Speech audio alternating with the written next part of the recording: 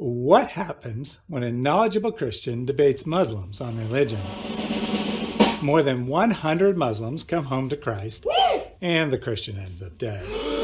This is the story of Hamada Mafabi, a Ugandan man who was born a Muslim, found the truth, evangelized his village, ignored death threats, and was martyred, all within a 2-year period.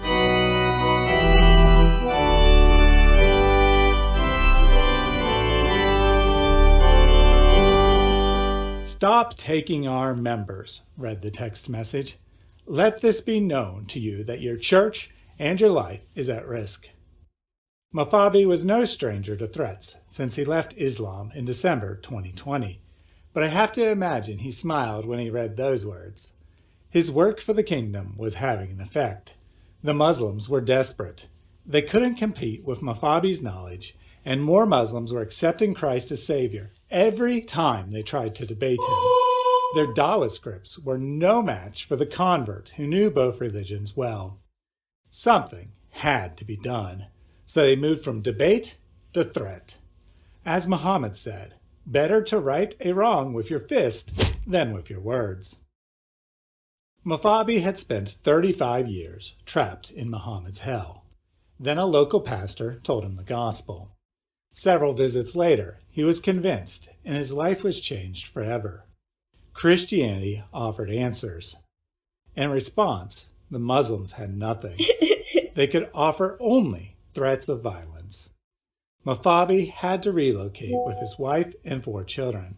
But no matter, he had found the truth, and he wasn't going to keep quiet about it. 6 months later, he was teaming up with the same pastor, publicly challenging Muslims to debate. Debate after debate, it became clear Islam couldn't stand up to scrutiny. Debate after debate, more people left Islam. Using his knowledge of his former religion, Mafabi and his pastor led more than 100 Muslims to Christ over the next year. The threats continued, but the two waged forward. This is part of the spiritual warfare that comes with Christian persecution, and I'm ready to face it, the pastor explained.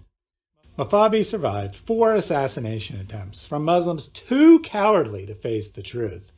They were losing the debates because their prophet is a joke, and their religion has no truth to offer. On January 2nd, 2023, a 5th attempt was made.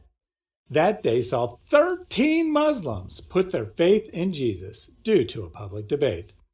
Angered at the loss, Muslims accused Mafabi of blasphemy and demanded he leave the premises.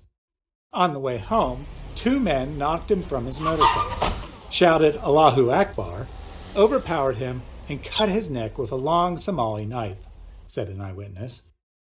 Thus, they accomplished what their God could not do. They silenced the critic, not with facts, but with violence, and ironically proved that even a knife is greater than Allah. Too bad a knife can't shut off the internet, and Allah's days are thus coming to an end. Do not fear those who kill the body, but cannot kill the soul. Rather fear him who can destroy both the soul and the body in hell. This video is for you, Hamada. See you in heaven soon, my brother. Prayers go to the unnamed pastor who will continue the fight. Good luck stopping him, the 100+ converts already won, and the army of online evangelists out of your Somali knife's reach. God is indeed greater, but his name isn't Allah, and he doesn't need knives. The true God, Jesus Christ, wins with facts, and a 7th century warlord mentality can do nothing to stop him. 1 life was lost, but 100 souls were saved in the battle of good versus evil.